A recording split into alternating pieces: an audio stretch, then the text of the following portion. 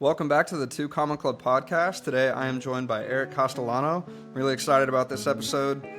He is a Two Comma Club award winner, the CEO of Ecom Profit Path. He's an expert in the Amazon space, and really cool statistic, he's helped other business owners scale to literally billions of dollars in revenue selling on Amazon.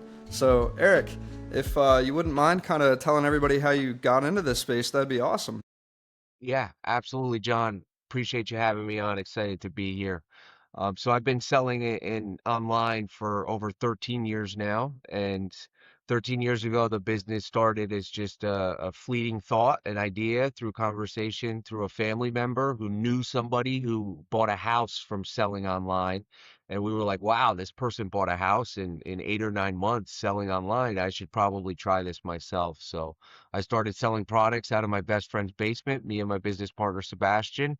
And within a year, we were able to, build it up to $1 million in revenue. And we got our first warehouse and built it up to 5 million in revenue. Then got our second warehouse at 15 million in revenue. Then our third warehouse, and now we're in our fifth or sixth warehouse. And we average about $60 million in online sales through our business That's really annually. cool. I love Yeah. that. So, in terms of these products and everything that you're selling, do you have any particular ones that you've niched down into, or is it a vast array of products? Yeah, we're more vast array guys. I prefer to kind of resell anything I can make a couple bucks on. So a lot of people, when you hear Amazon, typically you think like private label, where you manufacture a product in China, you get it shipped to the United States, and you sell it online through like Shopify or Walmart or Amazon.com. But we do it a little different. We source all of our products in the United States, and we resell brand name products like Listerine, Crest toothpaste, Old Spice deodorant, and we just keep the margin in between what we sell it for versus what we purchased it for. Wow, that's really cool. I didn't know. That's honestly news to me. The idea of being able to sell things like Listerine and other brand name things on Amazon. That's really awesome. How did you kind of come across this concept of being able to do that through Amazon? Yeah, so we originally started when we kicked off the business back in like 2013. We originally started just going into retail stores like Costco, BJ's, and we would write down UPCs of the products, go back to the house and research them on Amazon and make sure that they were a good purchase. Then we'd go back to the store, fill up a minivan, and bring them back to the house, package them, and ship them to Amazon. So we just started in the reselling space of selling brand name products, and it worked out really well until we hit a point where we there wasn't enough time to go to all those stores anymore, right? There just wasn't enough time in the day, so we had to kind of branch out and do what's called Amazon wholesale, where instead of where you're going to retail stores, you're now partnering with large national distributors, wholesalers, and brands, and buying the products directly from them in larger quantities and getting them shipped directly to you. So we completely eliminated the store hopping and the driving, and now it's more of a computer job. Yeah, I think that's a very ideal setup there. You're cutting down on a lot of the fulfillment, the costs of having to, drive to and from and gas and everything else. And yeah, that's really great. So uh, I understand kind of like what it is you guys are selling with Listerine and other items like that, but how is it that you're getting people to buy from you versus some other retailer on Amazon? Yeah, so the way Amazon works, it has a buy box. So when you're shopping on Amazon.com, most shoppers, about 70% of their sales go through mobile. So most shoppers, when you click add to cart, there might be 10 other sellers on that listing selling the same exact product. But when you click add to cart, the person in the buy box gets that sale. So I'm always trying to win the buy box. And the way you win the buy box is a few ways. One, how long you've been selling on Amazon, because you build trust with Amazon. So Amazon trusts you more, puts you in the buy box more. Two, you need to have competitive pricing, right? If you're listed $5 higher than every other seller, Amazon's not going to prioritize your offer. They're going to prioritize a more competitively priced offer. And then the other huge indicator of winning the buy box is your fulfillment method. Amazon typically prioritizes fulfilled by Amazon, meaning when you click add to cart, that product will arrive at your house from an Amazon fulfillment center within 24 to 48 hours. That's very interesting. So, how do you go about getting the Amazon delivery and fulfillment to be the main place that people are getting their products from? Yeah.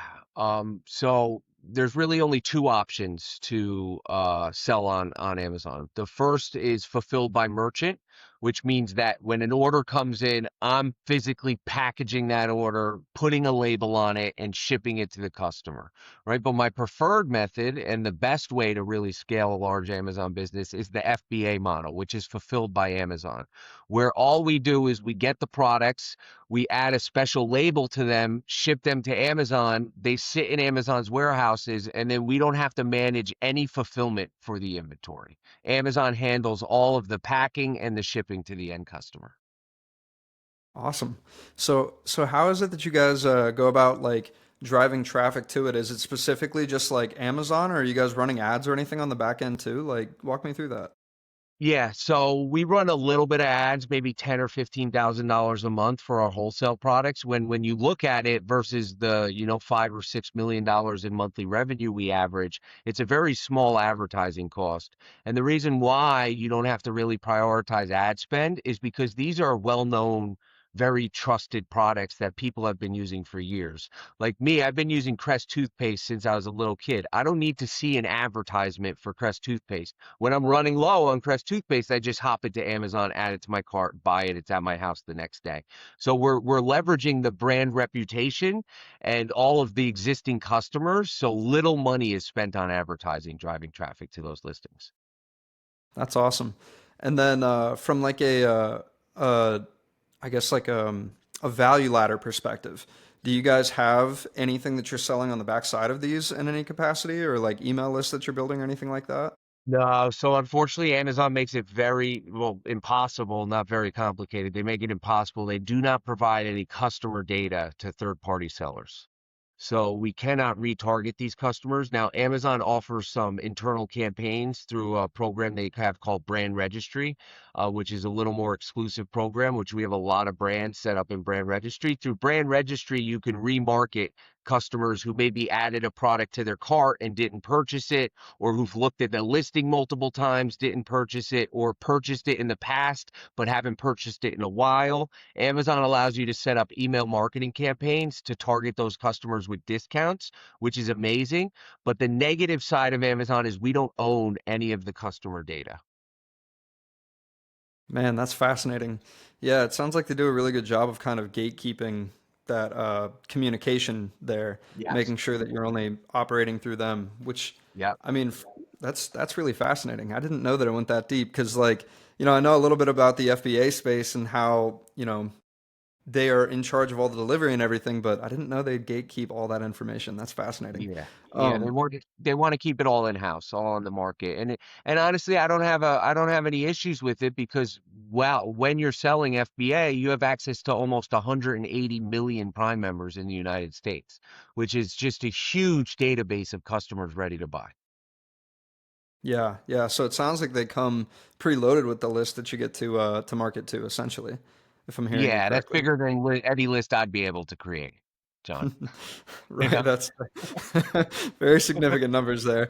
Um, with that being said, tell me a little bit about your background and like how it is that you landed in the entrepreneur space of even wanting to start the Amazon FBA stuff in the first place.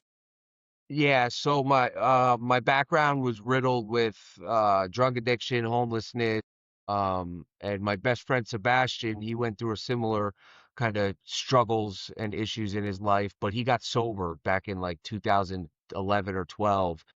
And at the time he was a bartender and he just had his first daughter and he was miserable. I mean, he was making low income, could barely support his daughter, working late nights every single holiday. And he came up with the idea from a family member to sell online. And at the time, my life wasn't together. I was in my like eighth year of my undergraduate degree at NYU. So I mean, hundreds of thousands of dollars in debt. I was sleeping in my car on people's floors. And I couldn't really put anything of worth together. But I saw Sebastian put his life together in a short 18 months, and I've known Sebastian for 25 years now, and I'm like, if this guy can do it, I can do it as well. And he said, Eric, why don't you try getting your shit together and just come work for me for a little bit? And that was kind of the start of this entire 13-year journey. I've been sober for multiple years now, and I've completely turned my life around. And I think being an entrepreneur and having that like that roadmap, kind of like where I'm responsible for certain duties every day, played a huge role in me being able to turn my life around. Man, that's really a great story. I love how it was somebody in your circle of friends that was able to kind of have an influence in your environment to showcase this world to you and everything, and bring you in, and more or less it sounds like also kind of like push you to take that leap and make those changes. So with that being said, like what kind of words of wisdom do you have for curating your environment to kind of build that success as you move forward? If you're listening to this show, it probably means one thing. You're focused on building a successful online business. Well, here's the truth. No matter how good your offers or systems are, they only work if you have a steady flow of quality leads coming in. And one of the most powerful ways that I've discovered to create that flow is through a podcast. That's why I created the Podcasting for Leads Masterclass. In this free masterclass, I break down how to design a podcast that consistently generates high quality leads for your business by building relationships with the right guests, which gives you access to their network, their list, and their audience, all while positioning you as the go-to authority in your niche. So, if you want to create a predictable lead flow, attract dream clients on repeat, and build the kind of authority that fuels your long-term growth, then check out the Podcasting for Leads Masterclass. The link is in the description down below. Now, let's get back to the conversation. Yeah, I think your environment's super important. One of the biggest things I did to help change it, and for anybody else who's maybe struggling with what I used to struggle with as well, like you got to change your location and the people you're surrounded with. Like as soon as I stopped hanging out with those people who were just making bad decisions, I mean, it allowed me to start making good decisions because I wasn't convincing myself that this is a good decision because I was surrounded by bad people, when really they're not good decisions. Also, a change of environment, which I know is tough because usually when you're struggling with something, you don't have enough money to change your environment. But a change of environment could simply mean like not going to the corner anymore, or stop going to the liquor store, whatever it is, like just switching it up because um, it's like when you're stuck in the same people, places, and things, it's very challenging to change anything about yourself personally. 100%. I couldn't have said it any better myself. So walk me through a little bit of the journey that you had going from starting the business to ultimately like getting the two Comma Club award, and kind of the systems and things that you guys managed to do that with. Yeah, so first of all, two Comma Club Award was a massive achievement. I've actually I think we've gotten three or four now since we've been in the consulting space for some time, since 2018. And it was 2018, it was maybe 2 or 3 in the morning. Sebastian and I, it was a late night on a Friday, typically working our asses off like we normally do. And I saw my first YouTube ad for an FBA coaching program. It was from this guy. I'll just call him KD. I'm not going to say his full name. Um, but I bought the program. It was $3,000. I bought it that night and I called Sebastian over into my office and we watched the first 30, 40 minutes of it. And it was terrible, man. I was like, how is this guy charging $3,000? I'm 6 years into the game. So at this time, I'm operating like a 25, $30 million a year business. Like I know what to do and what not to do. And I'm like, this guy is like, what? He's charging people $3,000 for this? I can create something a million times better. And in that moment, we registered our business and we created an Instagram account and I made my first post. And we started building a following, which helped us kind of market those people later on. That's really cool. That cracks me up. I know exactly what you're talking about with all the variety of coaches and everyone out there who's like throwing their stuff out there, selling something, and you're like, man, you buy it and it's just straight up trash, and you're just Yeah. like, can we please play this back and like get something of quality out there? Like, Yeah. that's awesome. Yeah. So in terms of the coaching side of what you guys have going on, could you kind of walk me through what that offer looks like and who you help with Yeah. that? 100%. So we started the business 2018, and for the first maybe 3.5 years, we only did one-on-one consulting. So over those course of those 3 or 4 years, I consulted with thousands of Amazon sellers one on one, and we were charging maybe like $197 an hour. Then we had like a 3 hour package for 3 consecutive weeks in a row, which was maybe like 697. But through that, I began to learn a lot of the pain points and how to communicate with these business owners properly to really help them grow. And then in 2019, my schedule was so filled with one-on-one coaching calls that I couldn't even think straight. I was like, there has to be a better way. And so we started building out a course. That course is called eSellers RI. That course currently today has over 1,300 members in it.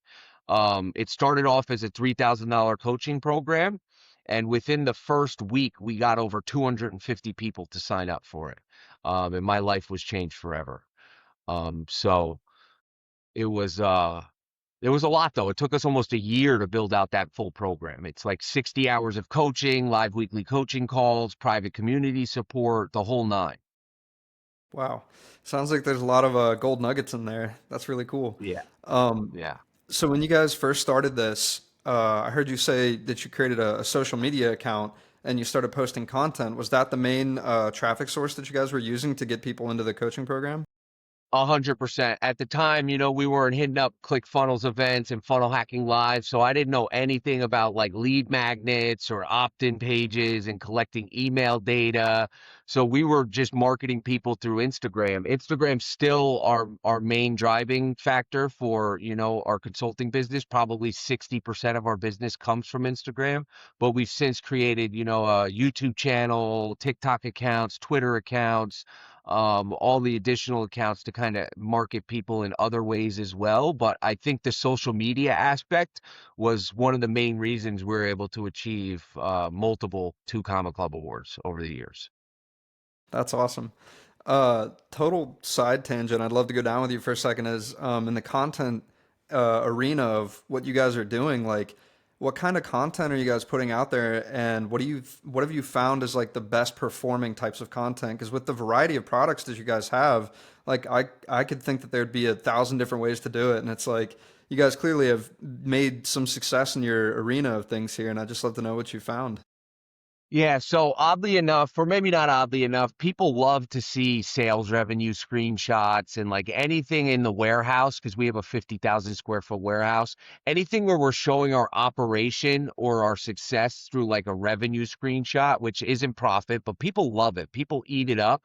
Um, so that probably performs the best. But I also, another thing I took from Russell Brunson was, alternating the content you're posting. I just had a baby, so recently I've been posting a lot about my child and the relationship with my wife and how I'm not just a business owner, an entrepreneur, and an Amazon seller. I'm also a family man. I'm very close with my parents. I'm taking my dad to Italy next week. So like it's important for me to share all of that other life stuff as well because people want to know you as a person before they can trust you. 100%. I think that's really cool. Showcasing the family side in addition to the business side. And congratulations on the new family member. That's awesome. Yeah. Funny enough, I'm finally at the age where I'm like, man, like I'm not afraid of the idea of kids anymore. I'm like, that actually sounds pretty nice. So that's awesome. Um, yeah, and that's really cool about taking your dad to Italy. It's great to share in the winnings that you guys are having in that respect. Yeah. So in terms of these people that have found you on social media and things, what are you doing to kind of nurture those relationships to get people to move into your program? Yeah, so another thing I learned from, the ClickFunnels community is setting up opt-ins and collecting people's email data by providing them something for free. Typically for us, that will be like a video on how to find suppliers or like email templates or phone scripts on how to communicate with these suppliers. So what we do is we create content on social media, and then we'll have like a lead magnet. Hey, comment this and we'll send you this for free, and now we have their email data. And now that we have their email data, we can nurture them through email marketing as well as through social media. So then they can build that rapport with us because it's very very rare that someone finds you for the first time on social media and buys a product from you. Unless it's maybe like a 19 or a 7 or a $27 product, it's tough to convince someone who just found you to buy a 3 or 5 or $10,000 product. 100%. So how much have you experienced that the social media side of things has kind of played into the conversion rates of the different people you're trying to serve on all of the different platforms? Because I know there's a great debate between how short form is like great for bringing people in, but then long form is like where it's at for like actually building that relationship with people. Like they say you need about 7 hours of time with somebody to get to know, like, and trust them. And just kind of want to hear your thoughts on that whole thing.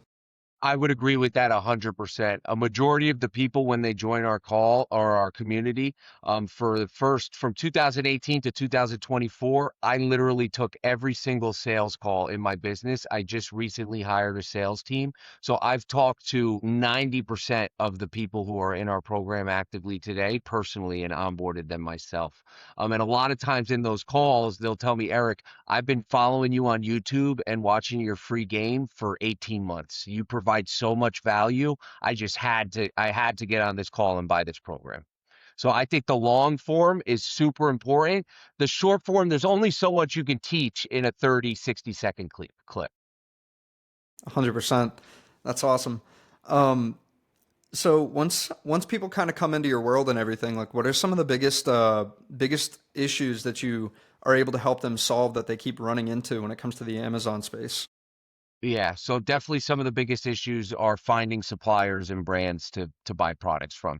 That is the barrier of entry. That's what determines your success on Amazon. And because now there's a billion other coaches who are teaching people how to do this same stuff, and they're using like generic email templates and nothing really of value, a lot of times these wholesalers and brands, they hate Amazon sellers now because they get a million inquiries a year from us. So it's like, why would I partner with you when I just got 15 messages this week from people just like you? So really setting yourself separate from the generic herd that exists out there and providing a unique value proposition to these companies to kind of set yourself apart from everybody else is key. And that's probably the thing we focus the most on because that's the hardest part. But then we also cover like account health and shipping optimization, repricing strategies, basically everything you need to scale the business.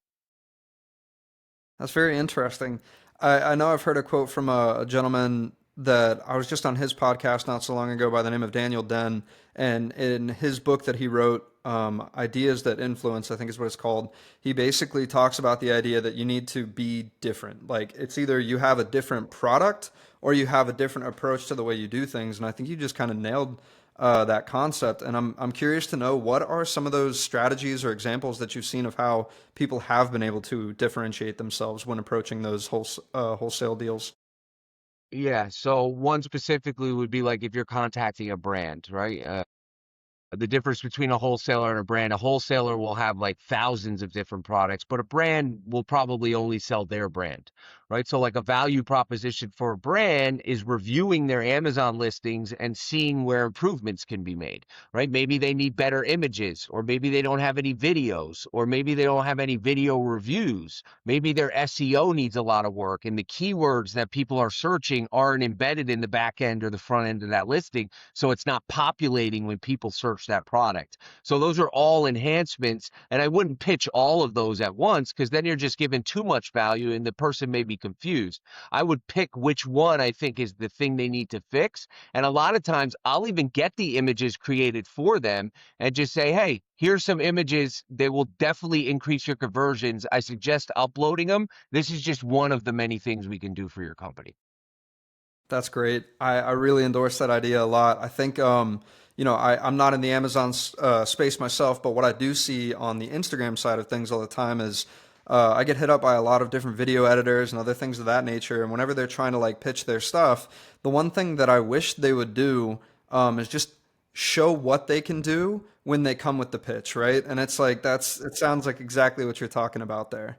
Yeah. So And it that's would be awesome. even better. It would be even better if they edited, like took some of your YouTube videos or your podcast clips and literally edited 4 or 5 of them and said, hey, this is what I'm capable of doing. Exactly, because then you see it and you're like, okay, and maybe it might go so far as to like you go and you test it, and if you see there's results that come from it, you're like, you're hired, easy Yeah. peasy, right? And I think that that's a really good setup that you're doing for the people you're serving there. So, what have been some of the success stories that you've gotten to experience so far once you started helping other people get into this space and conquer the Amazon area? Yeah, so collectively, we just ran the data. We have these awards behind us that we ship to all our members. So we have like a 10K a month award all the way up to a $7 million a month award. And we've shipped hundreds of these. So we track the sales data of every single member we have, and our community does about $1.5 billion in annual revenue on Amazon. So we have some crazy success stories.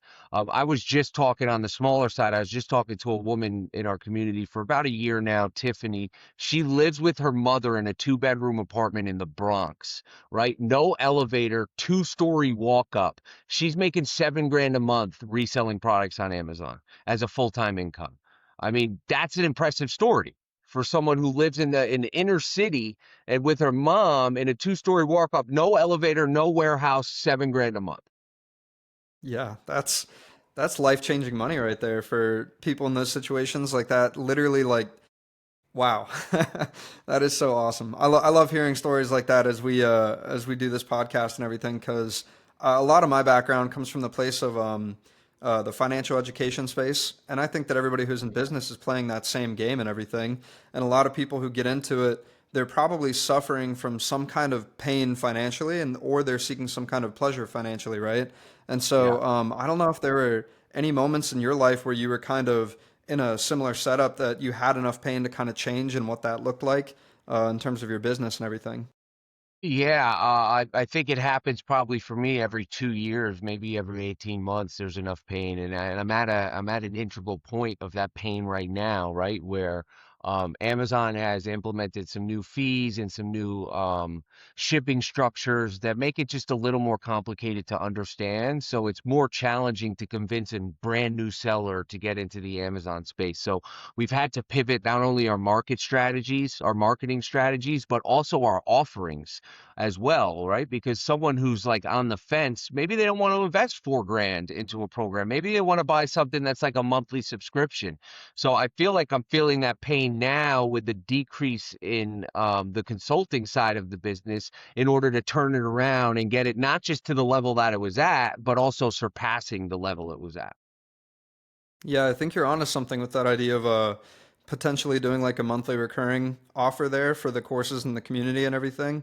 I'm noticing a lot of shifts in the conversations that we're having today is a lot of the high ticket programs, I feel like people are kind of starting to pull away from them a little bit and move more toward that monthly just because of the economic situations we're dealing with everything that's happening in the US and everything right now. So, Yeah. do you guys currently have an MRR offer or are you moving toward that at the moment? We do. It's a small offer though. I mean, it's like $160 a month, and there's not many people in it. It's to continue live coaching calls. But we're in the process of creating an MMR offer right now. I just set up a partnership with two other well-respected Amazon sellers in the space, and our goal is to build, the best recurring revenue platform for newer sellers that exists in the FBA space. That's really cool. Yeah. So I'd love to know more about the insights on the awards that you have there, and kind of when did you guys decide it was going to be time to start handing those out, and ultimately like creating them, and how did you decide on all the different rankings that you have for those? Yeah, so we decided probably the first time we were on stage getting our first two Comma Club award back in 2021 at the ClickFunnels event. I mean, just that experience of being in the room with all these other high level achievers, it was amazing, man. And then you get on stage and like you get to meet Russell and Todd and you get this cool picture and like it's just the energy. It was very invigorating and it absolutely changed my life. And interestingly enough, the year before I got my first two comma, I made a video at my first funnel hacking live, and I said next year I'm going to be on that stage. Um, and just that feeling in itself was amazing. So we immediately came back home. We started brainstorming, hey, what can we do to provide our community this same feeling? And we created this Wards. They range from the first one is 10,000 a month because that's like your first like, wow, this works. I can actually make money doing this online. It's an exciting thing. And we cover the cost of that award because it's like a huge milestone. And when you're doing $10,000 a month, you're maybe making 1,500, $2,000 in profit. So it's not like your life has changed yet. And then the other awards, there's a small fee to get the award shipped to you, which just covers the cost of the manufacturing of the award and the shipping. But it's 50,000 a month, 250,000 a month, 500 a month, and then 1 million a month, all the way up to 7 million a month. Wow, that's really impressive. So kind of walk me through the understanding of like what is significant about those particular milestones. Yeah. Um, I mean, the million ones are just in increments of a million. So every new $1 million in monthly revenue you add to your business is a significant milestone for any business owner.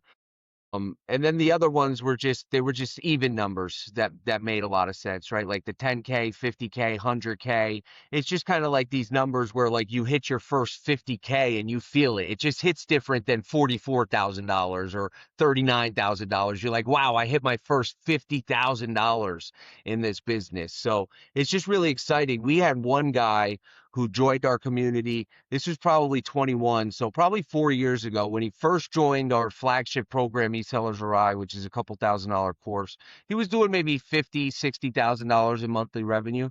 Through that program, he was able to build his business to $1 million in monthly revenue. And then he joined one of our high ticket programs where we work exclusively with you one on one. We fly to your warehouse, we help you optimize it, we train your teams. And now the guy's doing $7 million a month on Amazon. That is so cool. That's a great return right there. Great ROI for sure. That's I awesome, man. mean, yeah. What would you kind of say is like been your superpower or unique ability that you've had going through life and in business that's allowed you to hit the level of success that you have at this time? Yeah, I would say it probably boils down to two things, gratitude and integrity. I lacked integrity for many years when I was struggling with drug addiction and homelessness. I mean, I just didn't have the life skills to put really anything together. I couldn't keep a job for more than a couple weeks, but I started to surround myself with other people who were much more successful from me, and they took me under their wing and they showed me how to be honest and hardworking and how to put in the effort and how to really buckle down and build something. The other side of that is the gratitude, right? I mean, I've overdosed multiple times. I've been on the deathbed multiple times. And like, so for me, when I wake up every single day, I'm just super grateful for another day to be able to be of maximum service to the God of my understanding and the people around me. And when I implement that in every single strategy, marketing, business, communication, relationships, family, it just the limits are endless on where you can take it. 100%. I'd love to dive a little bit more into kind of some of the moments in life that you've had where sounds like faith plays a pretty significant role in your life, and I'd be curious to hear about like some of those instances where you've had to like take a leap of faith and then how things have unfolded thereafter as a result of it.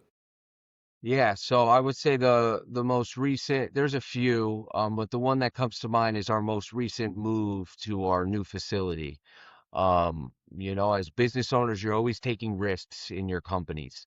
And the risks, they don't just affect you when you have employees. I mean, we have 50 employees, so they infect other people's lives, and those employees have children and husbands and wives and families that they support. So any risk you take as a business owner has impact, the butterfly impact on sometimes hundreds, if not thousands of other people.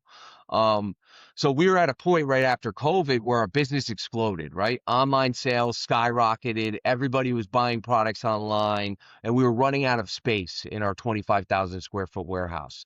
And, our 25,000 square foot warehouse in New Jersey is like 30K a month. It's not inexpensive, but we knew we needed to continue to grow. So we took a risk, we took a leap of faith, and we signed a 5-year lease on a 50,000 square foot warehouse, which nearly doubled our monthly rent.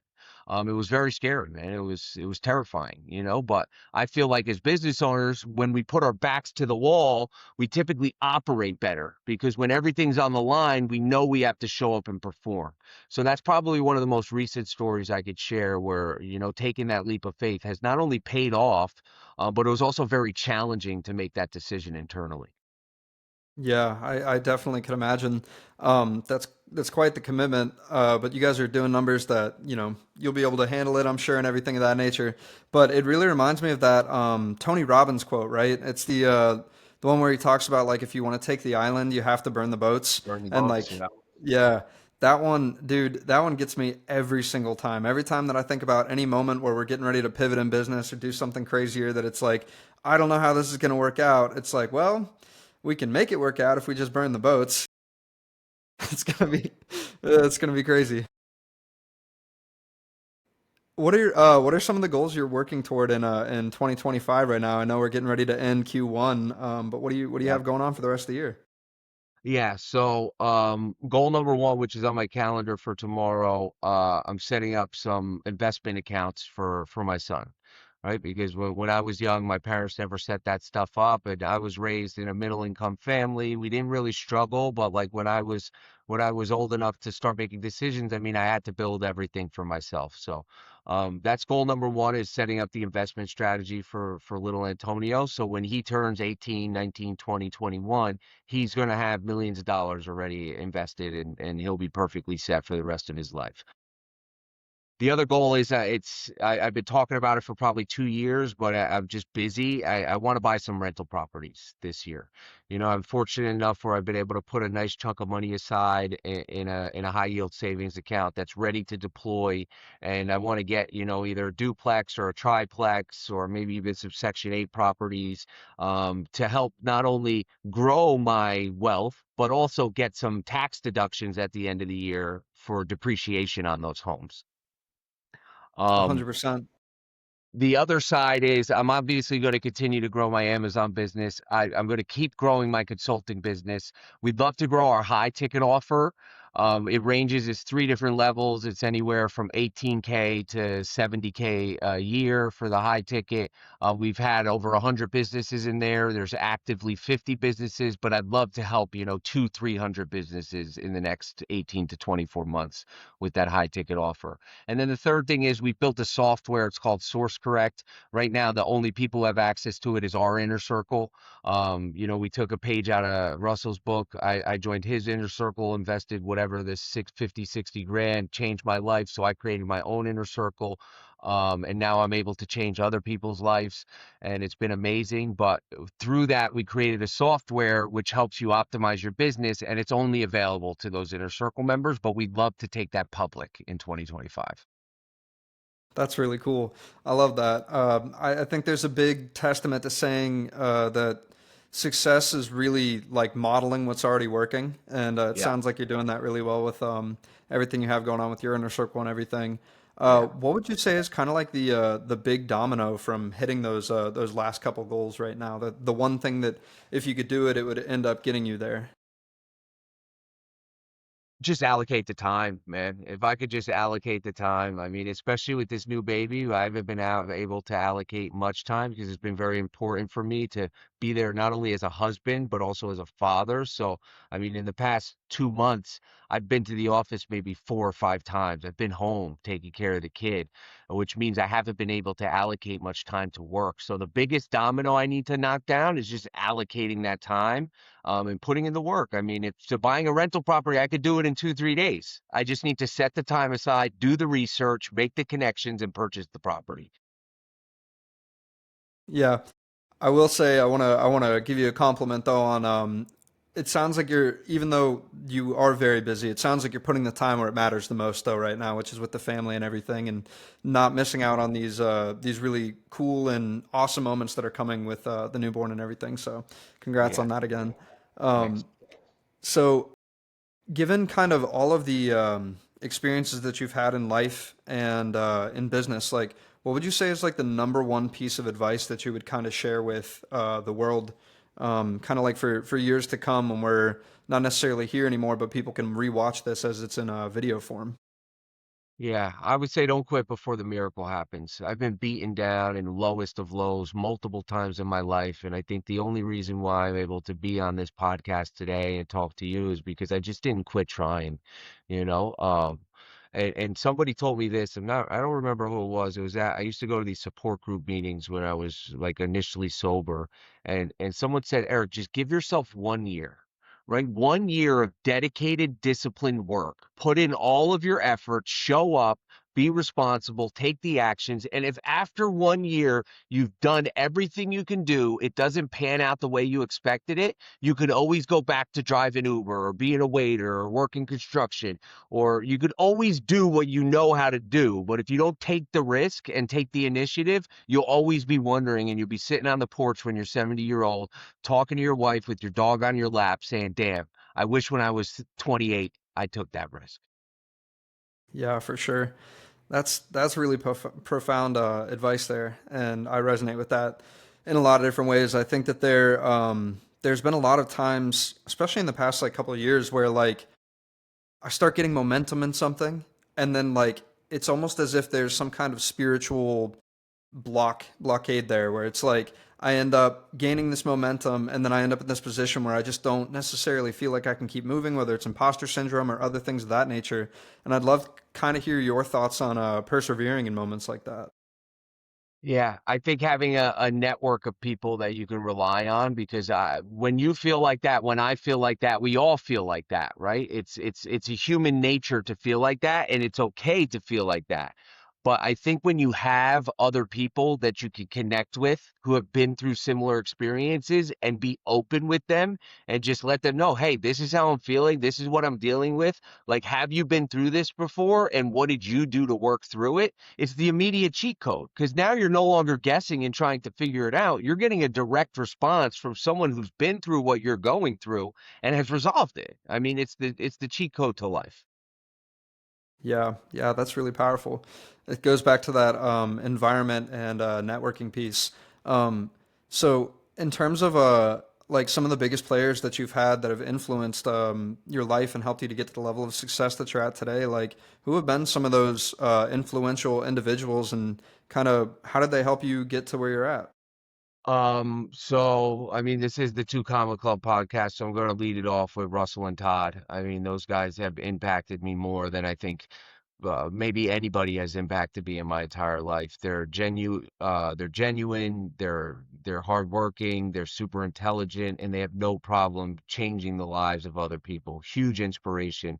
Also Dan Martell, I got introduced to him through the guy who films all of my social media content, and I started following him and just his principles. He's a family man. He's where I want to be in 5 or 6 years. He's much more cash than I have, right? His business is bigger than mine. He's impacted more people's lives, but yet he's a family man and a husband, which is super important to me. Some other people would be like Ed Milet. I've read a few of his books. The guy is just once again family man, business savvy, just super intelligent person. So I would say those three have probably had Russell and Todd the longest impact, Ed and Dan probably the most recent impact. That's awesome. Well, I do want to say thank you so much for your time today, and I've really enjoyed this. Where is it that people can follow you if they're interested in either getting involved in the programs you have or reaching out to you directly with any questions they have? Yeah, ecom.profit.path on all the socials. Please send me a DM. I'm still deep in my DMs. I answer a majority of the questions myself. So if you have any questions, whether it's about business, Amazon, or even if you're just struggling, you listen to this podcast and you're like, damn, I'm struggling. I want to be where this guy is in 10 years. Send me a message. I have no problem talking you through whatever you're going through. That's awesome. That really goes to show the real heart you have going into everything that you do. So I want to thank you again for your time today, and I wish you the best, man. So thanks. Yep, absolutely. Thanks for having me, John. Appreciate you.